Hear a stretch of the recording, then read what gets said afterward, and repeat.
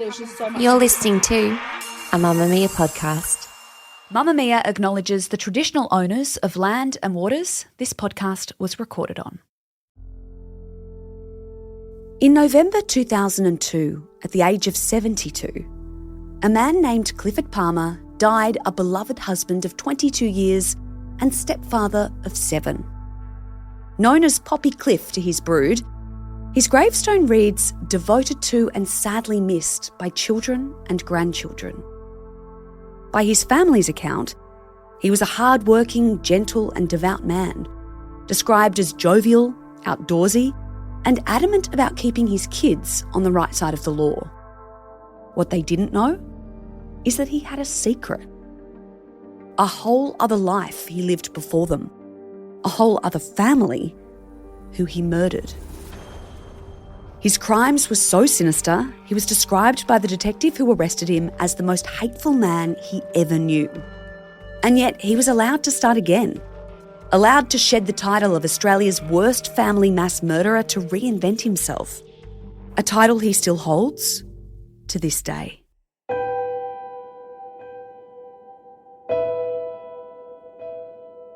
I'm Gemma Barth, and this is True Crime Conversations, a Mamma Mia podcast exploring the world's most notorious crimes by speaking to the people who know the most about them. On September 7, 1971, at a remote farmhouse 40 k's south of Adelaide, Clifford Bartholomew killed 10 people. His wife, Heather, aged 40, his 7 kids, Neville, 19, Christine, 17, Sharon, 15, Helen, 13, Gregory, 10, Roger, 7, and Sandra, 4. His sister-in-law Winnis, 26, and her son Daniel, 19 months, were also shot dead. So how was this killer, this mass murderer, able to reinvent his life and have a second go at family across state lines? And why didn't we know about it before 2018? During this episode, we're going to hear 2 different voices. First, we'll be hearing from Craig Cook. He is the very reason we know about Clifford Bartholomew's second life. Craig's exclusive work as a journalist for the Adelaide Advertiser revealed the truth not just to the public, but also to the family Bartholomew had been helping raise for over 2 decades after he'd killed his own. Then we'll hear from former detective Alan Arthur, who was the first on the scene back in 1971. We felt it was important to bring in someone who's not only familiar with the latest details of the case, but also someone who lived through it, faced Bartholomew, and can explain how he was able to start over. Craig, why haven't we heard this story before? And I say we because I've never heard of it, my producer's never heard of it. I've asked around the editorial team, none of us have heard about this before. How has it flown so under the radar? Well, I'd never heard of it either. Great surprise to me. The reason I came across this story was an editor of the Advertiser called John Whistler, who was as old as Moses, and he had heard of it. And he often dropped case studies on my desk and suggested that I might look through them and see if there was anything more to find. And one day he dropped these dusty papers and photographs of the Hope Valley murders, and I'd never heard of them. I asked around the office and people had never heard of it either. It was unbelievable. I couldn't believe a man who killed 10 members of his own family was given a death sentence and then was allowed out after 8 years on parole, given a new identity and allowed to move interstate. Take us back to the 1960s, early 70s. Who were the Bartholomew family and what did their life look like in Hope Forest, South Australia? Well, they were poor. They came from quite a rural area of South Australia down the south on the way to Victor Harbour, for anybody who knows that region, close to the wine and growing areas, but farmland back in those days. And Mr. Bartholomew, Clifford, had a part-time job as at the abattoir. Then they didn't have much money. I think they were renting the property from a farmer. It was only had 4 or 5 rooms, if I recall. Clifford and his wife and their 7 children, so 9 people in this small cottage. That's really all I know about them. Some people I've interviewed since who kind of knew them at the time said they were very quiet, said he was very quiet, never totally shocked by what he did on that day, Father's Day, in 1971. Well, Hope Forest is a very isolated area, isn't it? There's not many people there. It's not a big community.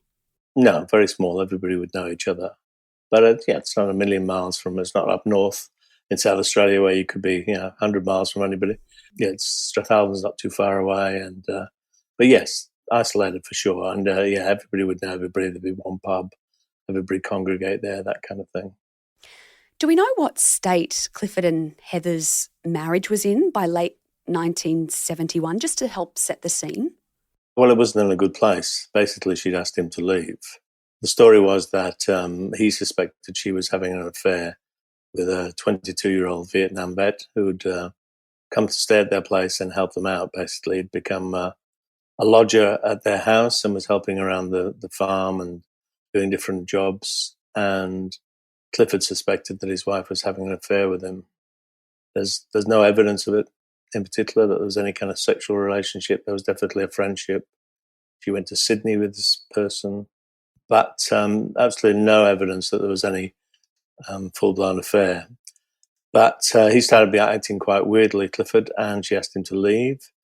And on this day when the murders happened, it was Father's Day, and he was invited back because it was Father's Day. He left again that night, and then he returned in the night and committed his slaughter.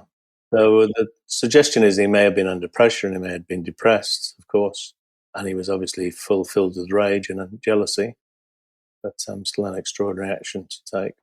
Doesn't really excuse hunting down and murdering 10 people. No, and your loved ones too.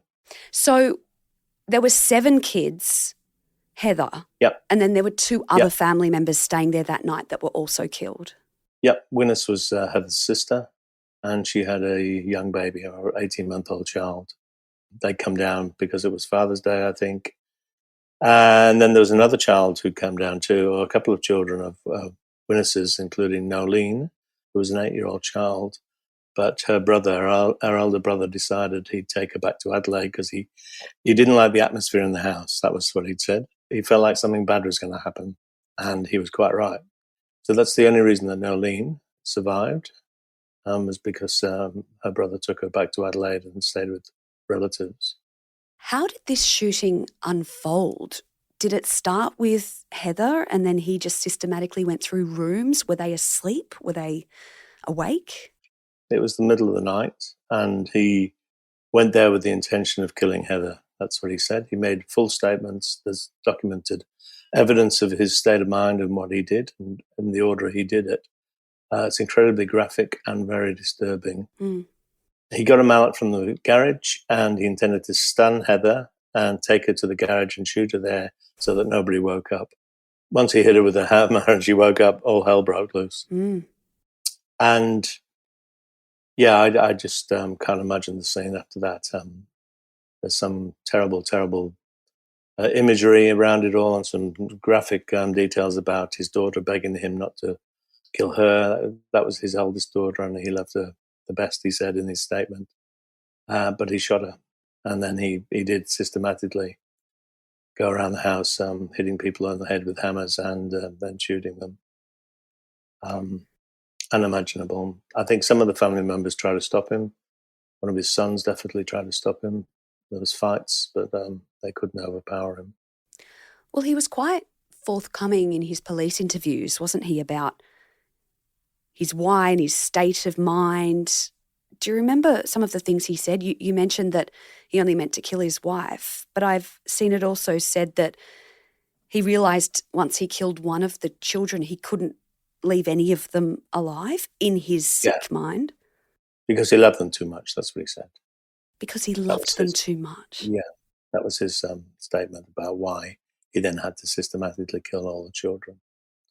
Most shocking to the police officer who investigated this case was the fact that he'd killed 9 people. He went to the kitchen table, sat down, started drinking heavily. But after about 30 minutes, he realised the baby was still asleep in the cot. And he went back and he put a bullet in that baby's head. That really, really destroyed the police officer who investigated this. They just could not see the sense of that, and that's why they call him a monster. And he is, in their mind, the worst person they've ever had to deal with. So that would have been 19-month-old Daniel, Correct. his nephew. Yeah, who was asleep.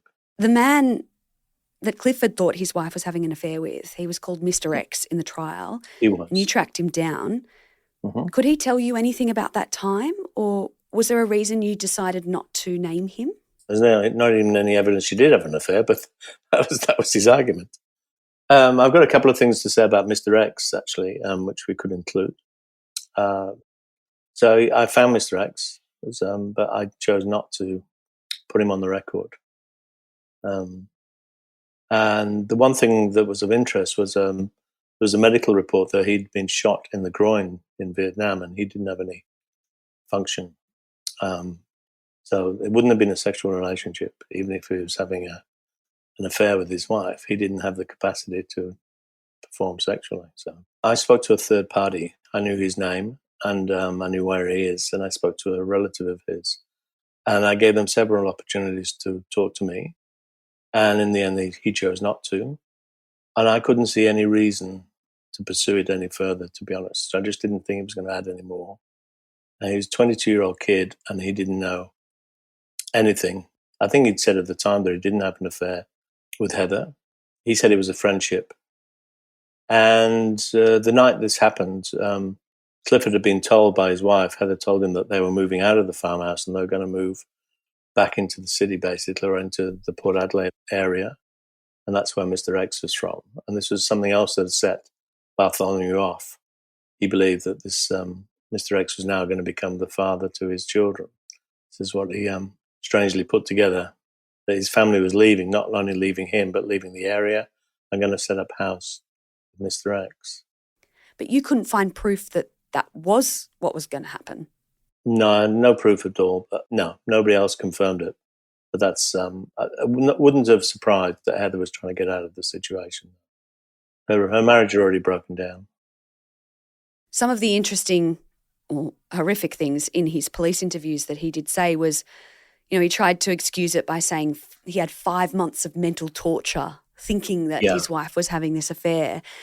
And then when he was shooting his family, he couldn't control the screaming noises in his head. And so he just kept going until it all went quiet.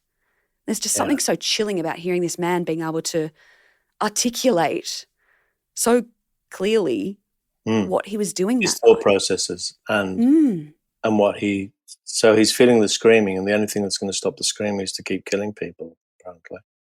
Yeah, just very difficult to get inside his mind. These are his loved ones. These are not strangers. These are not people attacking him. These are the greatest loves of his life. And it takes 50 minutes. It's a long time of killing and beating and going back. And at some stage you would think that something would say, stop, let's stop. Enough is enough. But obviously he must have got it in his head that nobody could survive this because he loved them. But 40 to 50 minutes suggests so much premeditation. You have to really be thinking as you're shooting to continue for that amount of time. Yeah, and he was having conversations with his children, especially at this time, as discussions and begging and pleading. And I think there was an incident with his son where he hit his son over the head and he kind of became unconscious and he went back to his bed, but then the son woke up again and there was a fight, and then he ended up shooting his son. After all, so I just can't get inside his head to imagine why you would keep going. I mean, what are you trying to achieve here? Obviously, the obliteration of your family. But something that really annoyed the investigators is that they didn't have the courage to kill himself. You really think if he'd gone through all this horror to save his family from a horror, why wouldn't he kill himself? What a selfish individual. That he would go back and shoot a baby, but he didn't have the guts to kill himself. That's why they described him as the most horrendous man they'd ever met. How were the murders discovered? Was he arrested pretty quickly after all of this?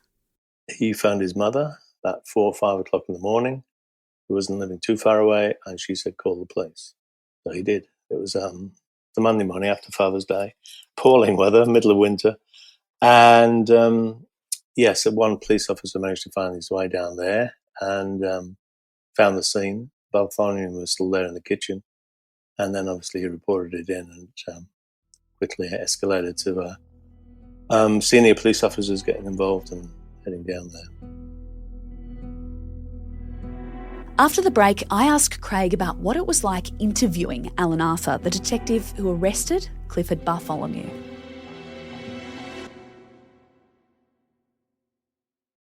And you've spoken to some of the officers that had to look at that scene and kind of investigate that scene. I spoke to both senior officers involved. There's video footage of the day without sound, unfortunately, probably a good thing. And there they are looking like young men, shocked young men. I interviewed them as 75-year-olds, and they're still shocked by this case. It really has disturbed them. And what they saw that day, they said nobody should have to witness something like that. And they just couldn't make sense of it. It's, just really chilled them to the bone, that story. I can never forgive him. Never. No. It's unforgivable what he did when it came to children. I mean, a 2-year-old baby in a cot puts the gun to its head and kills it. I mean, goodness gracious me. It's not normal, but it was for him. Do we know if it made headlines at the time? We're saying we haven't heard about it now. At the time, 1971, did people know about it? It certainly made headlines. It was Australia's biggest mass killing. It still is Australia's biggest mass family killing. So yes, it made headlines all around the country. Why it then disappeared? I mean, Adelaide's known for a lot of murders and mysteries. This one kind of definitely disappeared from the public consciousness. I can't find a friend who remembers it. It's definitely just it got lost. I think there must have been a lot of publicity around when he was released. So that's 78, 79. But after that, the story disappears. He was sentenced to death by hanging, which was still a thing back then, in December 1971. But that didn't happen, did it? He was sentenced to death by Dame Roma Mitchell, who she became Dame Roma Mitchell. She was the judge. And yes, she sentenced him to death by hanging. Everybody thought that was probably a just result. But even then, they knew the Dunstan government, if the Dunstan government came in, they were probably going to get rid of the death penalty, and he probably would just serve life imprisonment. So that was already kind of known when he got a death sentence. But a life imprisonment, probably, and if as long as it meant life imprisonment, I think everybody could cope with that. What became so shocking was, after 8 years, he applied for parole, and Dame Roma Mitchell was head of the parole board, who gave him parole after 8 years in prison. Why? Why, Craig? Do we know why? We don't. We have a few insights. The file apparently is one sheet of paper. That is the file that allowed Clifford Bartholomew back into the community, a man who killed 10 people. And the piece of paper basically implies that he had mental issues at the time, depression, and that the psychologist's report suggested he would never do this ever again, which is quite a leap. It is quite a leap. And he probably shouldn't have had the opportunity to do it ever again either. But so that was the logic. And then the other thing that came through was that this was considered a domestic violence incident, and therefore of a lesser. If he'd killed 10 strangers, there's no way he would have been out of prison. But he killed his own family, and therefore some kind of logic suggests that he's not a threat to anybody else. That is mind-boggling. Totally. Because even, I mean, you try and wrap your head around the fact that, right, they think that this guy isn't going to do it again, so therefore we'll let him out. But it's also, he wasn't punished for the crimes he did do. He was called a model prisoner, which don't know what that means, but yeah, model prisoner. So he didn't kill anybody in prison. He wasn't just released after 8 years. He was kind of given a chance at a new life. He was given a new identity by the government, wasn't he? Eventually. He wasn't given a new identity initially. He moved back into the community where he came from. He moved back into Port Adelaide, where he'd originally come from. And there were threats against his life, obviously. There was a lot of outrage about the fact that he was back in the community. And it was mainly because, it took a few years, but mainly because of the threats against his life, that the decision was made to give him a new identity. and he chose to move interstate. He went to Victoria. He went by Clifford Palmer. So he kept his He first name. Kept his first name, just changed the second name to Palmer, not Bartholomew. And who did he reinvent himself as? That's a very good question. I don't think we know a lot of details about, but definitely a Christian man, because he met his next wife at, I think it may have been a dance hall, but he definitely claimed he was a man of God, and she was very religious. That was a very important factor for her. And probably, one of the main reasons they got together was the fact that he said he was a man of God. By this stage, he was quite elderly. I can't remember what work he did after that. He had a few jobs before they moved to Queensland together. So he married Merle. He had a second marriage and a second family. Merle Gray. Merle Gray, born in Sri Lanka, who emigrated to Australia, who had 7 children of her own. It's kind of eerie, isn't it? 7 children again. 7 children again, yeah. It's we'll get to the stage where I found his gravestone and was absolutely mind blown by what it says on the stage, on his gravestone. Do we know if Merle was aware of what he'd done? The suggestion from the family, I obviously had to talk to the family eventually, and I'm pretty sure he had said that he killed his wife. I think he declared that, but it was supposed to be a jealous rage. And the fact that he came out after 8 years suggested that it was nothing. It was a fit of anger against one person, and that it was basically a manslaughter charge. So easily justified. He had his release papers, which were still in his possession. And if he'd shown him those, then maybe he had admitted. The wider family seemed to know that he had killed his wife at some stage, but it was, some misunderstanding, or didn't mean to kill her, and he only served 8 years, so therefore it can't have been that serious. And what kind of stepfather was he? They could not have been more glowing in their praise for him as a stepfather. So 7 children, and then all the marriages of those children, and then all the grandchildren. Can't remember how many there are. There's a lot. And they said nobody could have a bad word for him. The whole family enjoyed his company and never saw him raise a fist or be even angry in any situation. That's what they told me. And obviously, when they knew the full story, they were very shocked. Well, he was in their lives. He was married to Merle for over 22 years. Yep. He died in 2002 in his 70s. Mm-hmm. She died in 2012. And by this point, the truth of the magnitude of his crimes was still kind of hidden to the family, wasn't it? How did they find out? Hidden to everybody knew, obviously, and that new life he'd created. They found out because I told them. Tell us about how you came into this story. You mentioned at the start that you got this case report thrown onto your desk. Well, whenever John threw something my way, I knew it was going to be interesting. He only chose really interesting stories. And as we said, it was just, 1, unbelievable, and 2, I just knew there had to be more to it in some aspect. And I really did, even at that stage, I wanted to know what happened to him. But even more so when I met Nolene, who was the young girl who survived the massacre, because she was still full of anger, hate, and fear. This is a woman in her 50s who had lived an incredible trauma, and she still feared from him, her Uncle Barty. She had nightmares about him coming back and shooting her. So once I interviewed her, I definitely wanted to know what happened to Clifford Bartholomew. I thought we owed it to her to tell her if he was dead. There was a strong chance he was, but she should know, and hopefully put her out of some kind of misery. How she found out about the murders was just horrendous. Police officers came to the house where she was staying, and her mother came in and told her to go in the bedroom. So obviously, so she couldn't hear anything. The TV was on in the bedroom, and while the police officers were informing, as her son, not her mother, I think it was an auntie who was looking after her, about what had happened, it came up on the television, and there were pictures. And Nolene saw that her mother and brother had been killed, plus her wider family, 7 cousins. Found out that her family had been, and she sat there and watched the TV, and that's how she slaughtered. That's horrendous. Yeah, unimaginable. So no wonder she's got a lot of trauma. And so that was the first story I wrote. Really, was about her her journey and how we wanted to know if he was alive. And then I kind of made an approach to police. So I interviewed the 2 police officers too to get the full story. They were very kind in their time. And then I approached the police and asked them if they could confirm if he was dead or alive.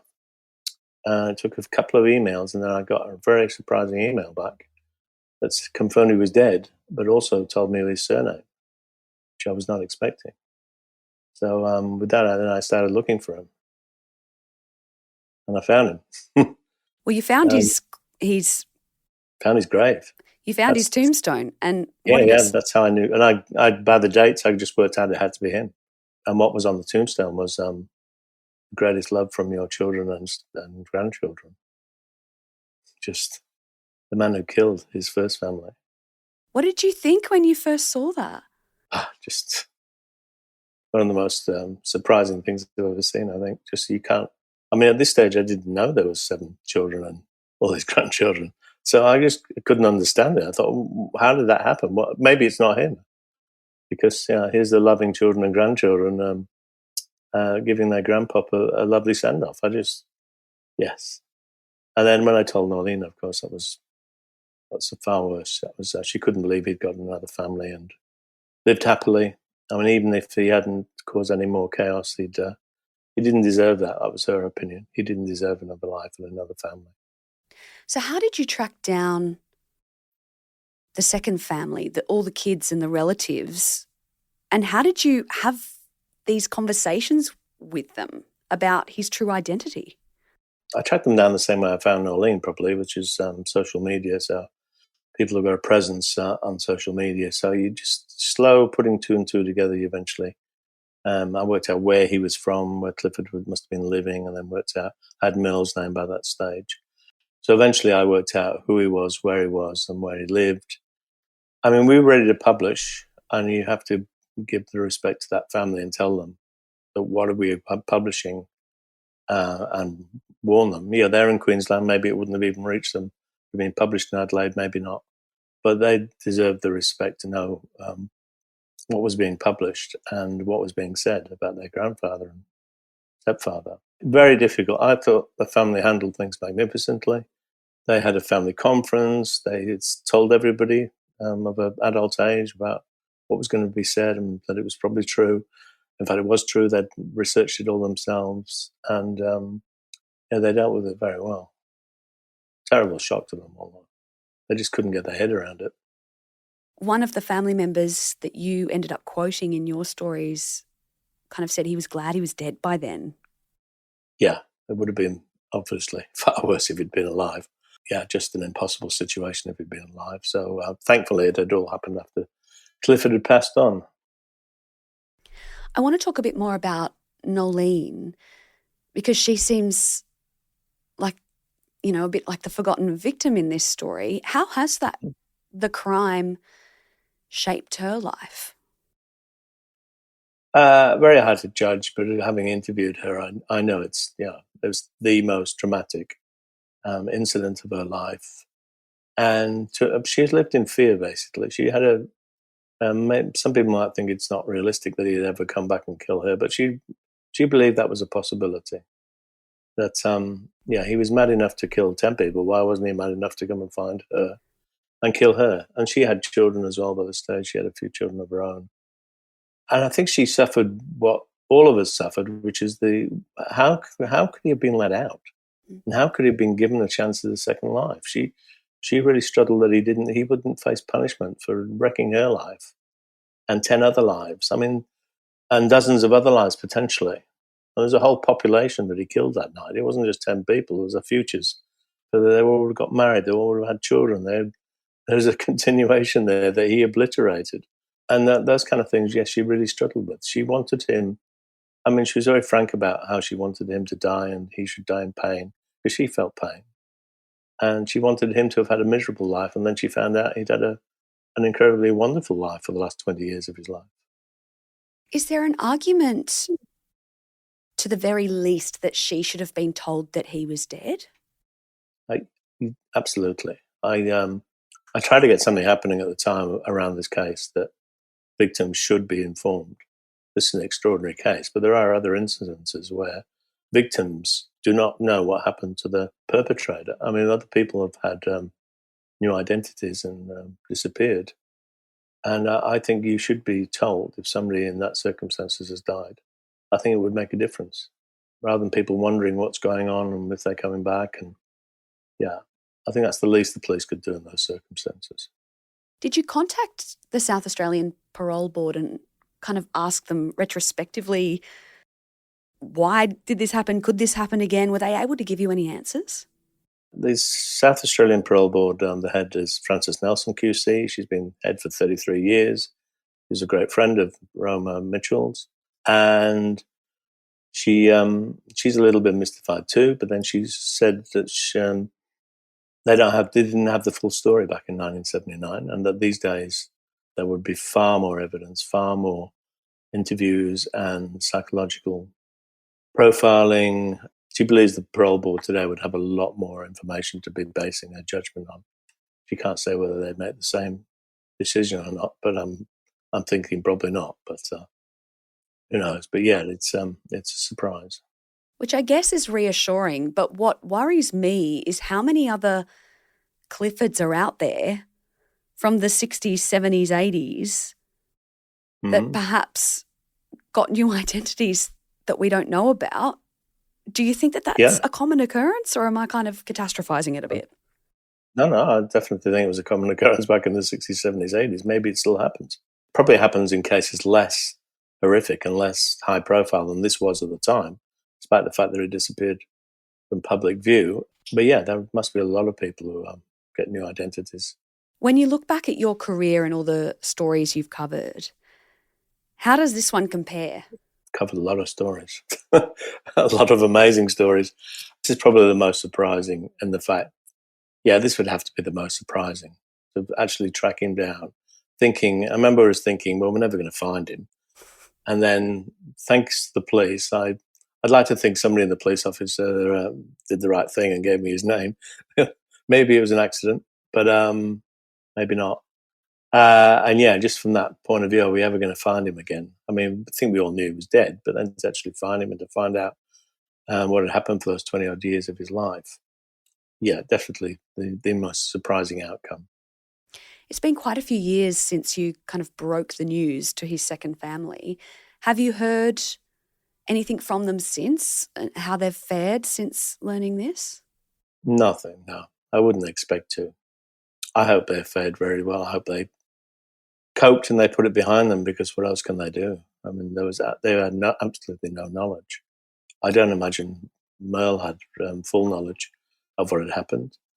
And where do you go and check up even on something like that? I mean, there are many famous murder cases in Australia. This should have been one of them, but it wasn't. So they had no way of finding out the truth about what Clifford had done and whether what he was telling them was the truth. They did find in his papers after he died the release notice from the prison, which said he'd been released after 8 years for murdering his wife. Of course, we go back to that time when he wasn't charged with the other murders. So it wouldn't have been in the prison papers. It wasn't on his records, yeah. So that was a frustration for the police officers, who believed he should have been charged with all the murders at the time. And then they were relaxed about it because he'd got a death sentence. And then ultimately that probably paid off for him, that he was not charged with all those other murders. So he could be made to look like he'd just killed his wife in a fit of anger. Did those police officers try to go back and get those charged once he'd been released? Were they like, okay, well, let's try and charge him? It was out of their hands. Right. They weren't senior police officers. It's down to the prosecution by that stage. They did push. I remember them telling me they really thought, I think the police, even higher up, the police thought he should be charged. But there was a consensus that why waste public money, and he's going to prison for the rest of his life anyway, so let's not waste our time. I think the thing that surprises me about this story not being bigger, in terms of one of those stories that all Australians know the name Clifford Bartholomew / Clifford Palmer, is that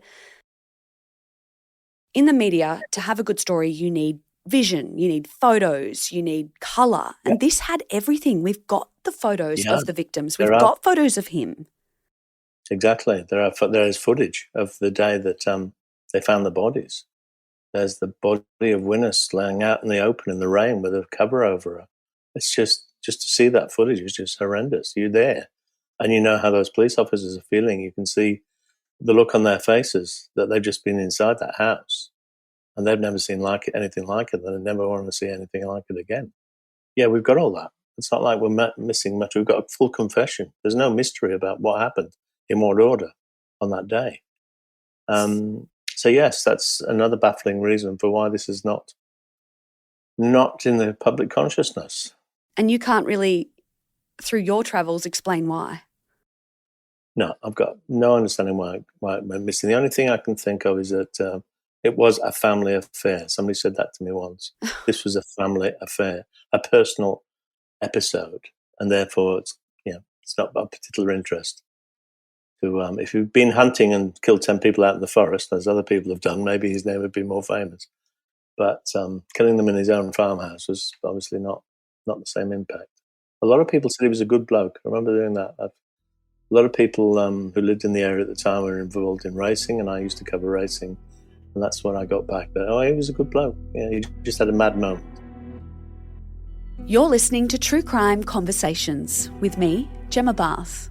Up next, I talk with former detective Alan Arthur, who shares some more about the crime scene, his interactions with Clifford Bartholomew, and the reasoning behind the sentence he received. Alan, where were you at in your life and your career in 1971? We were living in Adelaide, and it was a peaceful sort of life, except that I used to get called out to go to homicides and other violent crimes from time to time. Not the only one member of the homicide squad, but yeah, it happened regularly, by the way. How long had you been a detective at that point? 7 years, and I was in my third year in the homicide squad. So you were fairly experienced when it came to being on the scene of, really horrible murders and grisly crimes. Well, that's true, and I'd been to half a dozen or so murders in the 3 years preceding the Hope Forest murders. So it wasn't a new event, but I must say the size of the numbers of victims was far more than I'd ever seen before. Do you remember when you first got the call asking you to attend the farm in Hope Forest? I certainly do. Take me back there. Detective Sergeant Giles was the desk sergeant, and he had only just come on the early hours of the morning for the morning shift. His job was to coordinate work and attending members, allocate them work to do. And he rang me, from memory it was still dark, and he said, we've got a job on, we've got 10 people dead at a place called Hope Forest in the Adelaide Hills. We'll pick you up and convey you to headquarters, and from there you will be off to Hope Forest. And when you arrived at the farm, what was that like? What did you first see? What was going on? On arrival, uniformed police were there, and I think the doctor that came with the local uniformed police officer was there. That's from memory. But outside there was the body of a woman, and she was dead and had a gunshot wound to her head.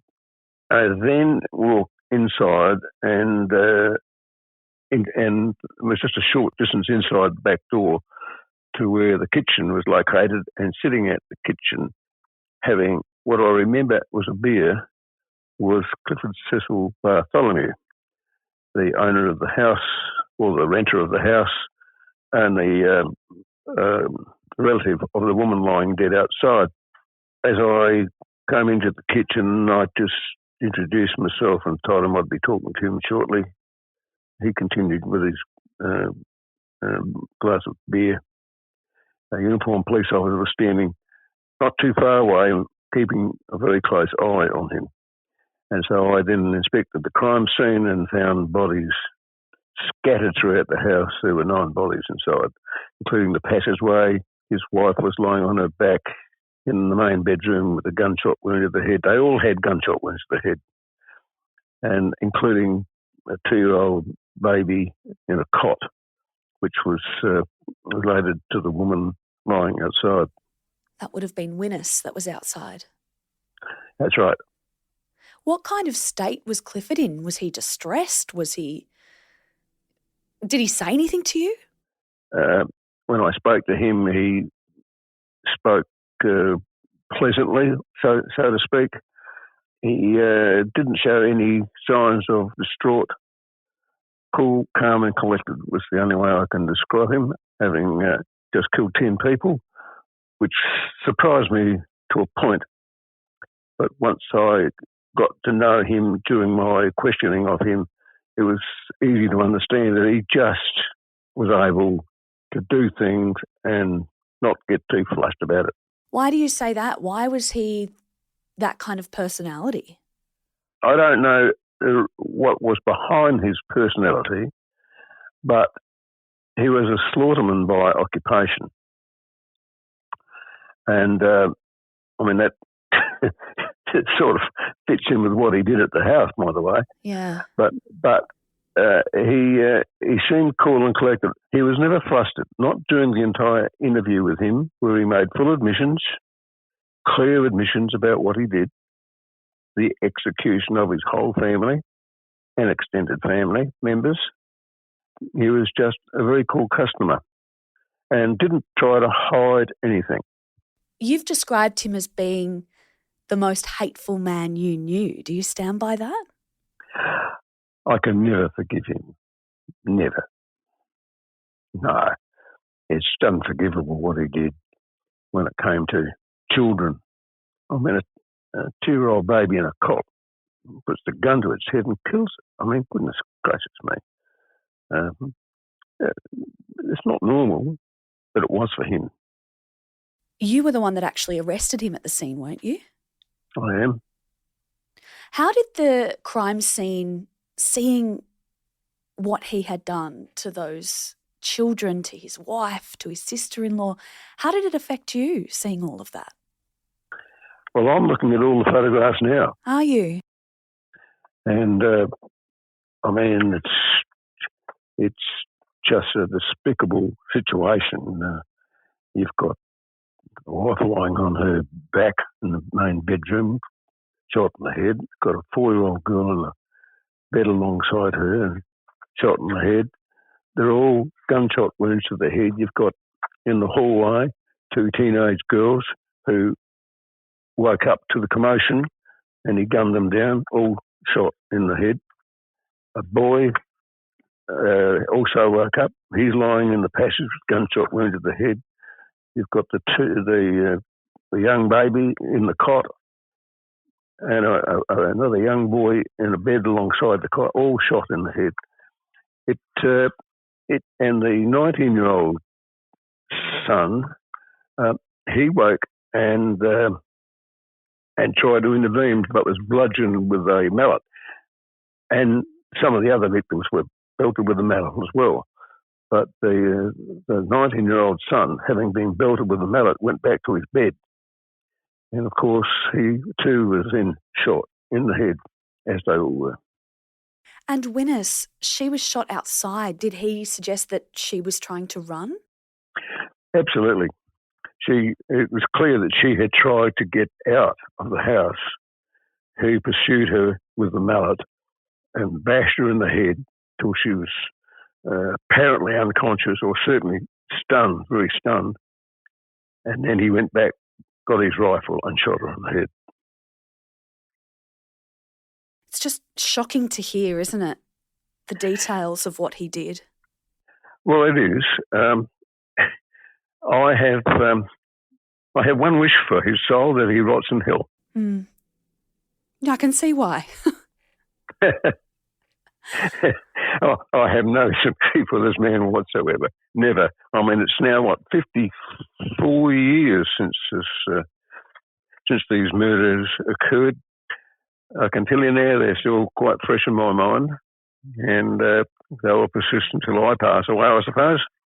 The thing that I think about when I imagine Bartholomew going on this rampage is that it's not like it was happening within a few minutes. It happened over nearly the course of an hour. So that gives a lot of time and space to reconsider, to talk to his victims as he did it. Yes, that's right. But the incentive for him was his intent to kill his wife, and whether that was his only wish before he actually shot her, just to kill her. I don't wear that that's what he intended to do, but he got carried away. I think he had an intent to do more killings than just his wife. And the only reason I say that, because intentionally he had to reload his single-shot .22 rifle each time. He had to have access to rounds of ammunition nearby. He had to unlock the breech, put the bullet in physically, one hand, close the breech, pull the trigger and kill, unlock the breech, discharge the expended round physically by hand, put in a fresh round into the breech, close the breech and pull the trigger.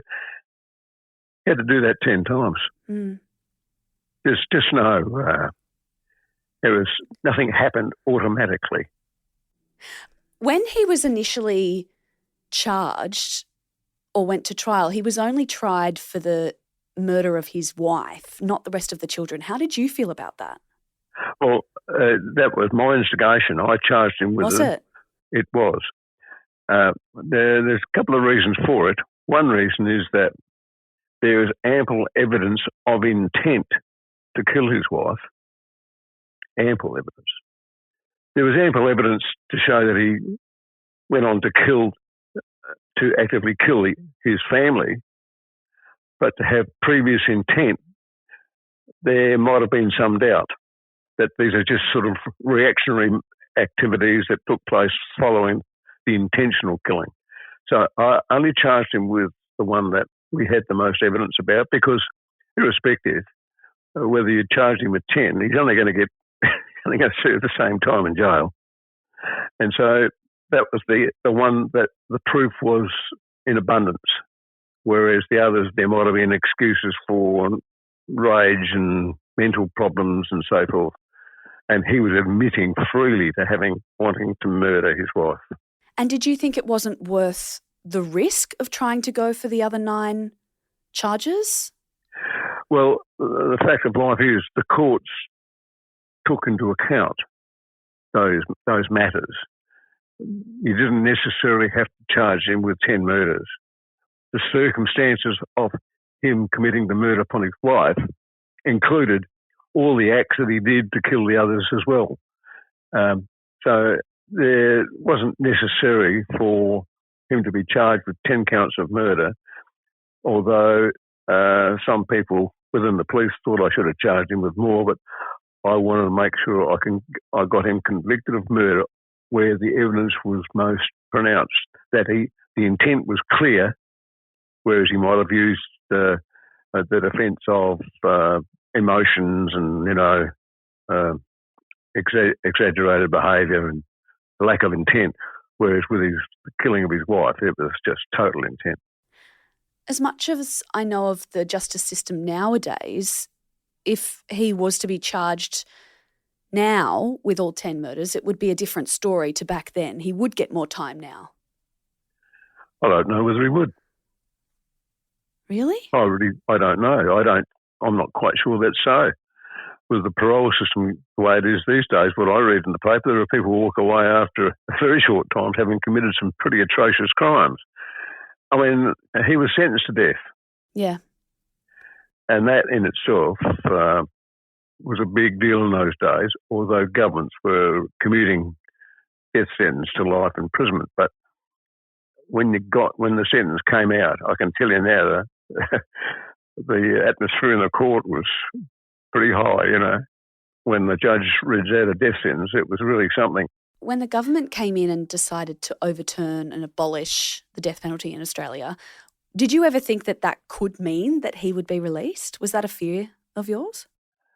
Well, the answer is yes, because it hasn't been a practice for decades where someone's been kept in jail for 50 years or 40 years. Mm. And with the parole board system as it was back in the 70s, as I knew it, I mean, people were being let out after shorter periods than perhaps I thought they should have had. And as far as Bartholomew is concerned, I would have liked to see him stay there for 25 years. In fact, if they'd executed the death penalty, I would have gone and had a beer in the pub by myself. It's just my personal attitude. It was at the time. It still is. People don't agree with death penalties anymore, but in my mind, after the number of homicides that I've been to and the intent shown by the killers, I just think there's room to put some of these killers to waste. So he ended up getting out after about 8 years. Do you remember finding out about that? How did you feel?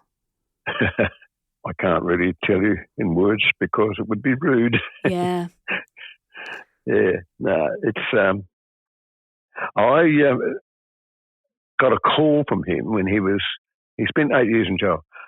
Some years during that time, I got a call from the Adelaide Labour Prison that he wanted a pair of his shoes, footwear, returned to him. So by appointment, out I went to the Adelaide with his shoes, and I was shown to a room, and there's a table and 2 chairs. He sat on one side, I sat on the other, and a prison officer stood at the background keeping an eye on things. And I said, I believe this is what you're after. There was no niceties involved. I just treated him coolly. I might have said, how are you going? Anyway, I said, I believe this is what you're after. He said, yes. I said, okay, here. I'd like you to sign for these. He signed for them. And then he said, I suppose you want to know why I wanted to kill my wife. And I said, I know all I need to know about you, Mr. Bartholomew, and none of it's good. Thank you very much. Goodbye. And I left him sitting. He was sort of cuddling into the chair looking for a nice, friendly chat. I cut him short. Well, it sounds like he wanted to kind of confess but you just didn't give him the chance. You didn't want to hear it. Well, I knew all I needed to know, as I told him. I knew all I needed to know, and so did the court. Once he was released, eventually he, moved states, went by a different name, kind of just blended into Australian society, and we didn't really hear about him for a very long time until a journalist named Craig came knocking. Had you heard about him before Craig uncovered his new life? Well, I knew he had changed his name and that he'd moved to Victoria. I knew that he had partnered with a woman who had several children, and a number of those children were of or about the age of his own children that he'd killed. And I guess I do know how that made you feel, but please put it into words.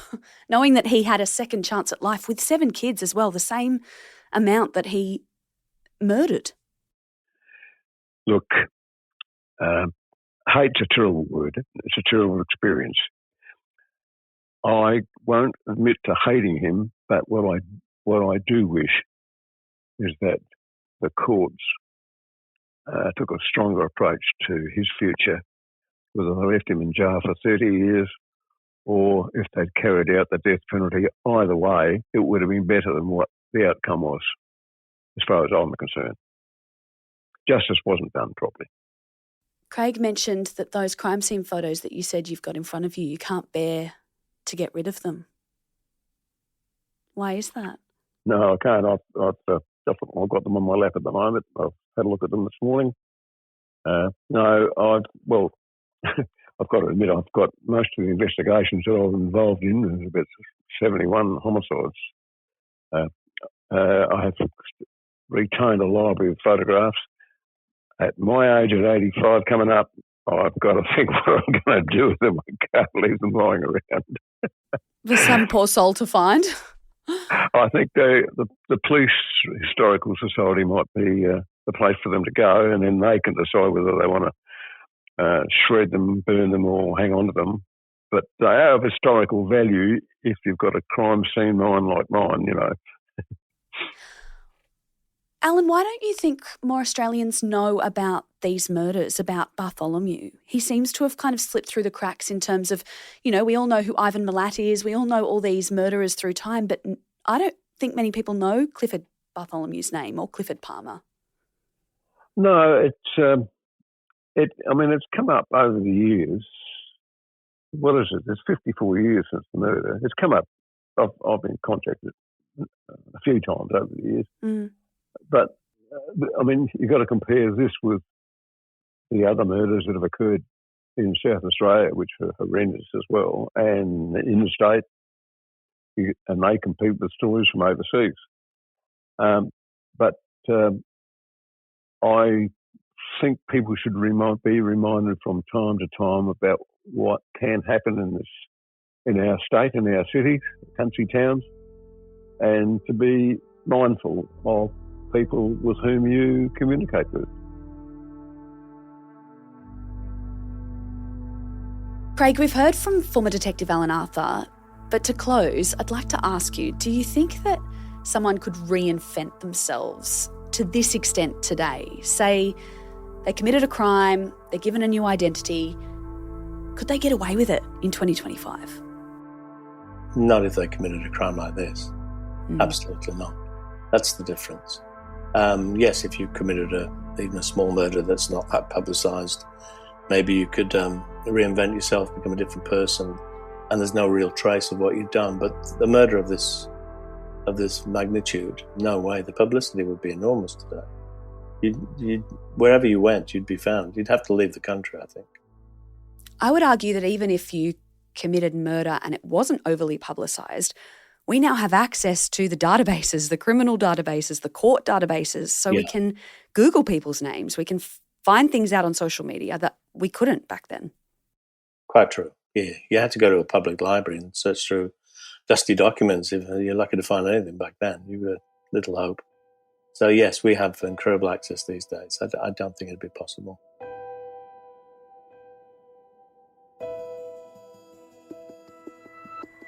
Thanks to Craig and Alan for helping us to tell this story. If you couldn't turn off this episode and liked hearing from two voices, let us know. Send us an email at truecrime@mamamia.com.au or use the link in our show notes to send us a voice note. True Crime Conversations is a Mamamia podcast, hosted and produced by me, Gemma Barth, and Tali Blackman, with audio design by Jacob Round. Thanks so much for listening. I'll be back next week with another True Crime Conversation.